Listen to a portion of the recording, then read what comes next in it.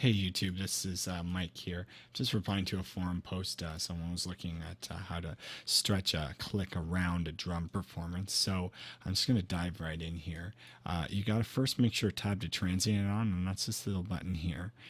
Then you're also going to want it to go into your transport here. Make sure this little guy is on. It looks like kind of a Harry Potter guy waving a wand or whatever. That's conductor track. You want to make sure that's on. I'll show you one in a minute.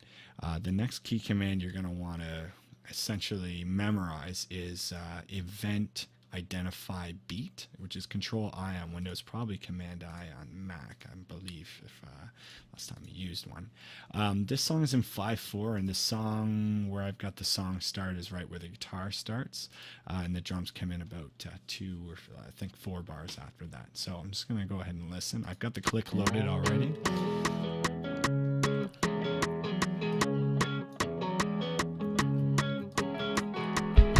So now what you want to do is just kind of determine what transients are going to be accented on. For example, the snare in this song, I'll let you listen for a second, is on 2. 1, 2, sorry, 3. 1, 2, 3, 1, 2. So the kick's on 1 and the snare's on 3. That's just important because you want to be able to find out what you're going to be defining. So for example, what I'm going to do is tab to the first kick here, which is what the drummer is playing as 1. And I'm going to hit Control I, and I'm going to hit, you see, notice how it's 5 bar 5 beat 1 and 23 sub ticks essentially.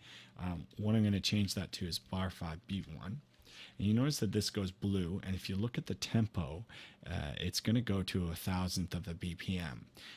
This isn't really important, but you understand that essentially he hit the kick slightly before the beat, so therefore the BPM is slightly ahead. So what you have to do is, while the click is going, listen to the song and put in these cues every several bars. Now, I'm not going to do this in this area because my drummer is pretty tight up until about 2 minutes and 50 seconds. I'll just skip over there right now. And you can hear where he kind of drops out when a time signature changes.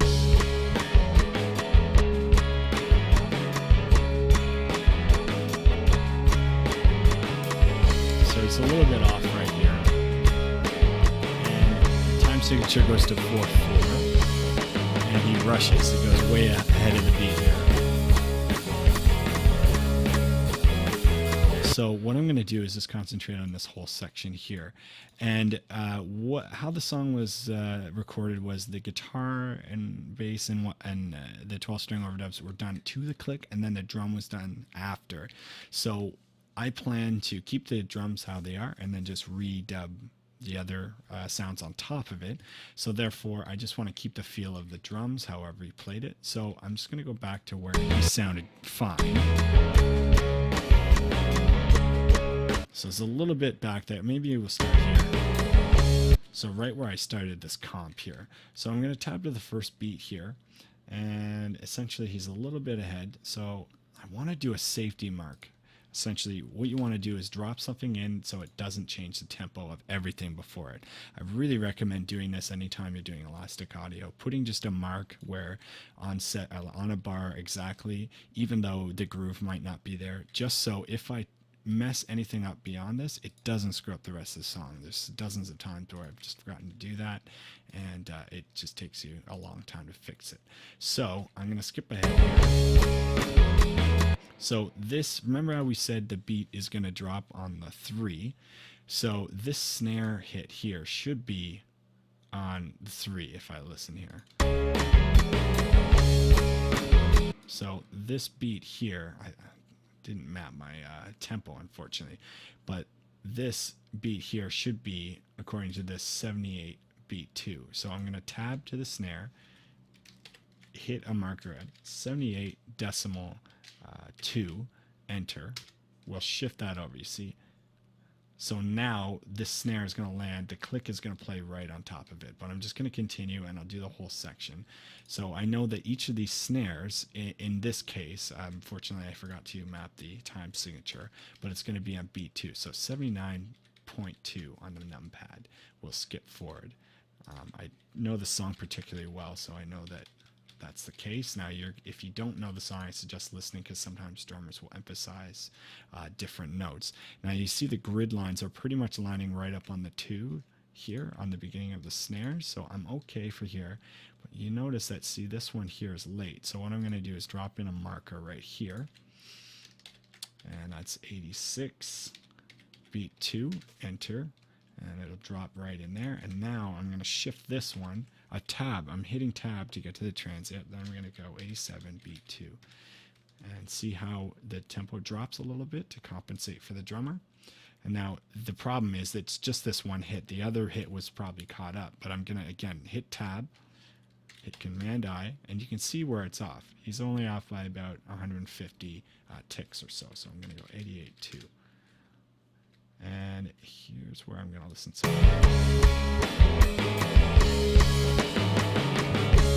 So he's actually okay when he comes back in, but essentially we're allowing him to push about a 30-second note into the bar. But this again should be dropped right on that quarter note. So you just go with the grid marker on this. So this, see the difference here between where the beat is and where the click is going to be. So what you could do is just insert a click mark. So 89 beat 2 here. And then at the end of it, you see that this transient is pretty close. So what I can do is hit 90 beat 1.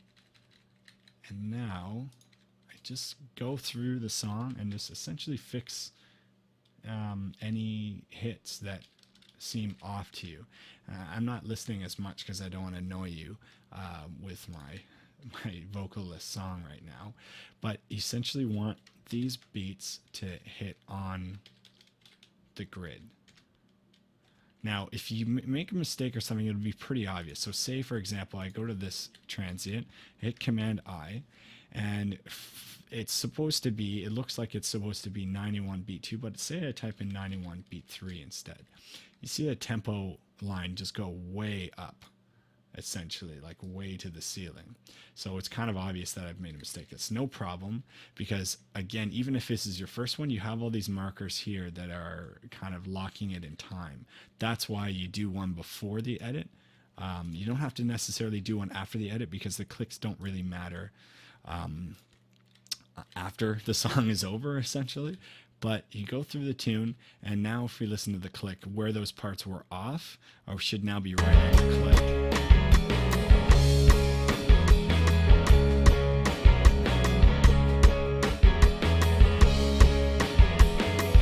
This section is pretty tight. I'll just skip forward here. Just really listen to the click.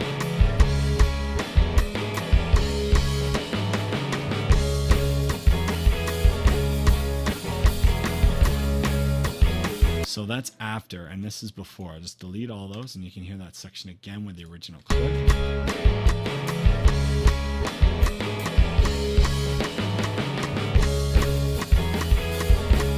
So you can hear the difference. It essentially, if you're going to be doing overdubs to drums that weren't recorded to a click, I highly recommend doing this, because I don't like to listen to the drummer as much as the click when I'm recording in my bedroom alone doing bass or whatever.